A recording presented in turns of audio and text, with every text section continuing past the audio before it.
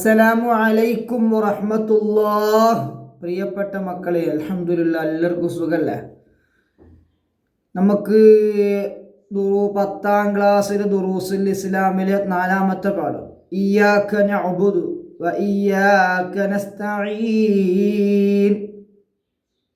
നിനക്ക് മാത്രം ഞങ്ങൾ ആരാധിക്കുന്നു, നിന്നോട് മാത്രം ഞങ്ങൾ സഹായം തേടുന്നു. അതിൻ്റെ ഖുറാസ് കേട്ടോ. നുജീബു ബി കലിമത്തിൻ വാഹിദ, ഒറ്റ വാക്കിൽ ഉത്തരം എഴുതുക. എന്താണ്? ഖബർ സിയാറത്ത് ചെയ്യുന്നവൻ എങ്ങോട്ട് തിരിഞ്ഞാണ് ദുആ ചെയ്യേണ്ടത്? എങ്ങോട്ട് നോക്കിട്ടാ? ഖിബിലയിലേക്ക്. 2. അബ്ബാസ് റളിയല്ലാഹു അൻഹുവിനെ തവസ്സുലാക്കി ദുആ ചെയ്തു ആർ? ഉമർ റളിയല്ലാഹു അൻഹു. 3. ക്ഷാമം ഉണ്ടായപ്പോൾ നബി സല്ലല്ലാഹു അലൈഹി വസല്ലമയുടെ ഖബറിങ്കൽ ചെന്ന് പരാതി പറഞ്ഞു ആർ? ബിലാൽ ഇബ്നു ഹാരിസ് അൽ മുസനി റളിയല്ലാഹു അൻഹു, പ്രഗൽഭനായ സ്വഹാബിയാണ്. 4. മലക്കിനോട് 4. മലക്കിനോട് സഹായം ചോദിച്ച മഹദി ആര്? ഹാജർ ബീവി റളിയല്ലാഹു അൻഹ. 5. ആസിഫ് ബിൻ ബർഖിയ റളിയല്ലാഹു അൻഹുവിനോട് സഹായം അഭ്യർത്ഥിച്ചു ആര്? സുലൈമാൻ അലൈഹിസ്സലാം. നുജീബു, ഉത്തരം കൊടുക്കാനാ. ഖബർ സിയാറത്ത് കൊണ്ടുള്ള 3 നേട്ടങ്ങൾ എഴുതുക. 1. ഹൃദയത്തെ ലോലമാക്കും. 2. കണ്ണുകളെ നനയിപ്പിക്കും. 3. പരലോകത്തെ ഓർക്കാൻ കാരണമാകും. 2. പ്രധാനമായുള്ള 3 മസ്ജിദുകളും അവ സ്ഥിതി ചെയ്യുന്ന പ്രദേശങ്ങളും എഴുതുക. 1. മസ്ജിദുൽ ഹറാം മക്കത്തുൽ മുക്കറമ, മസ്ജിദുൻ നബവി മദീനത്തുൽ മുനവ്വറ, രണ്ടും എവിടെയാണ്? സൗദി അറേബ്യയിലാണ്. മസ്ജിദുൽ അഖ്സ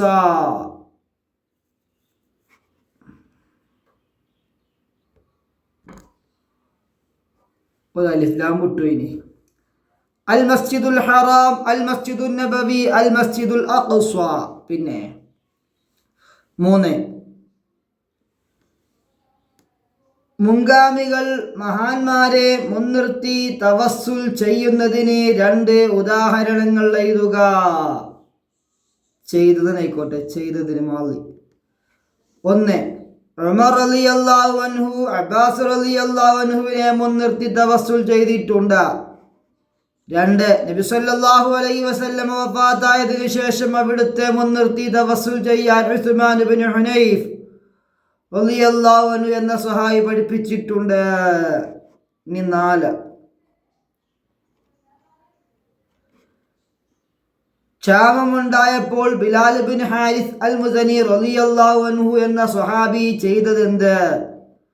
തിരുനബി സല്ലല്ലാഹു അലൈഹി വസല്ലമയുടെ ഖബറിങ്കൽ ചെന്ന് പരാതി പറഞ്ഞു. 5. എന്താണ് പ്രാർത്ഥന? സൃഷ്ടാവിൻ്റെ വിശേഷണങ്ങൾ ഏതെങ്കിലും ഉണ്ടെന്ന് വിശ്വസിച്ചുകൊണ്ടുള്ള വിളിയാണ് പ്രാർത്ഥന. വിളിയാണ്, പക്ഷേ സൃഷ്ടാവിൻ്റെ വിശേഷണം ഉണ്ട് എന്ന വിശ്വാസം വേണം. അതില്ലെങ്കിൽ വിളി പ്രാർത്ഥനയാകൂല, അപേക്ഷക്കാകുള്ളൂ. നക്തുബു ഫിഖ്റ, ഗണ്ണിക തയ്യാറാക്കാനാണ്. 1. മഹാന്മാരെ സിയാറത്ത് ചെയ്യേണ്ട രീതി. മഹാന്മാരെ സിയാറത്ത് ചെയ്യുമ്പോൾ ജീവിതകാലത്ത് അവരോട് പുലർത്തുന്ന അദബുകൾ പാലിക്കണം. അവരുടെ അഭിമുഖമായി നിന്ന് അസ്സലാമു അലൈക്കും പറയണം, ചൊല്ലണം. പിന്നീട് ഖുർആൻ പാരായണം ചെയ്ത് അതിൻ്റെ പ്രതിഫലം അവർക്ക് ഹദിയ ചെയ്യണം. ഖിബിലയിലേക്ക് തിരിഞ്ഞു നിന്ന് ദുആ ചെയ്യണം. അവിടെ വെച്ച് അലമുറയിടരുത്, ഖബറിന് സുജൂദ് ചെയ്യരുത്, എന്നാൽ ബറക്കത്തെടുക്കാം. ഈ ഫിഖ്റ 2ാമത്തെ തഖ്സീസ് അസൈൻമെന്റ് ആണ്. മരണപ്പെട്ടവരോട് സഹായം തേടുന്ന വിഷയത്തിൽ ലേഖനം തയ്യാറാക്കുക. അല്ലാഹുവല്ലാത്തവരോട് സഹായം തേടൽ. ഖുർആനിൽ അല്ലാഹു തആല പറയുന്നു, ഇന്നമാ വലിയുകുമുല്ലാഹു വറസൂലുഹു വല്ലദീന ആമനു. നിങ്ങളുടെ സഹായി അല്ലാഹുവും അവൻ്റെ റസൂലും സത്യവിശ്വാസികളുമാണ്. ഈ ആയത്തിൽ ജീവിച്ചിരിക്കുന്നവർ വഫാത്തായവർ എന്ന വ്യത്യാസമില്ലാതെയാണ് പറഞ്ഞത്. ജീവിച്ചിരിക്കുന്നവരോട് സഹായം തേടുന്നത് പോലെ തന്നെ മരണപ്പെട്ടവരോടും സഹായം തേടാം. നബി സല്ലല്ലാഹു അലൈഹി വസല്ലമ തങ്ങൾ ജീവിച്ചിരിക്കുമ്പോൾ സ്വഹാബത്ത് നബി സല്ലല്ലാഹു അലൈഹി വസല്ലമയോട് സഹായം ഒരുപാട് കാര്യങ്ങൾ തേടിയിട്ടുണ്ട്. അവിടുത്തെ സഹായം അവർക്ക് ലഭിച്ചിട്ടുമുണ്ട്. അതുപോലെ തന്നെ നബി സല്ലല്ലാഹു അലൈഹി വസല്ലം വഫാത്തായതിനു ശേഷം അവിടുത്തെ മുൻനിർത്തി തവസ്സുൽ ചെയ്യാൻ ഉസ്മാൻ ഇബ്നു ഹുനൈഫ് റളിയല്ലാഹു അൻഹു പഠിപ്പിച്ചതും ഹദീസ് ഗ്രന്ഥങ്ങൾ സ്ഥിരപ്പെട്ടിട്ടുണ്ട്.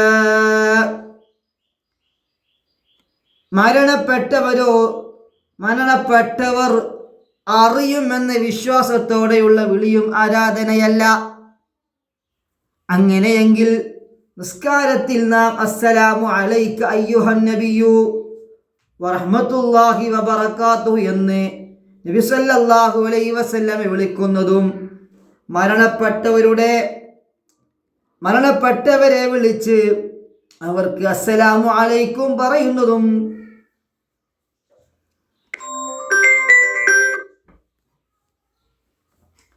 അവർക്കുള്ള ആരാധനയാണെന്ന് പറയേണ്ടി വരും. മരണത്തോടെ നശിക്കുന്നത് ശരീരം മാത്രമാണ്. എന്നാൽ മഹാന്മാരുടെ ശരീരവും നശിക്കില്ല. ആത്മാവ് അപ്പോഴും എപ്പോഴും നിലനിൽക്കുന്നുണ്ട്. ആത്മാവിനെ അറിയുന്നതിന് തടസ്സമില്ലല്ലോ. ആത്മാവ് ഇപ്പോഴും ഹയാത്തിലുണ്ട്. അപ്പൊ പിന്നെ അതറിയുമല്ലോ വിളിക്കുന്നതൊക്കെ. എല്ലാ കഴിവുകളുടെയും ഉടമ അല്ലാഹു തആല മാത്രമാണ്. ഇതുകൊണ്ടാണ് അടുത്തുള്ളവരും അകലെയുള്ളവരും മരിച്ചവരും ജീവിച്ചിരിക്കുന്നവരും സഹായിക്കുന്നത്. അല്ലാഹു തആല നൽകുന്ന കഴിവ് മാത്രമേ സൃഷ്ടികൾക്ക് ആർക്കുമുള്ളൂ.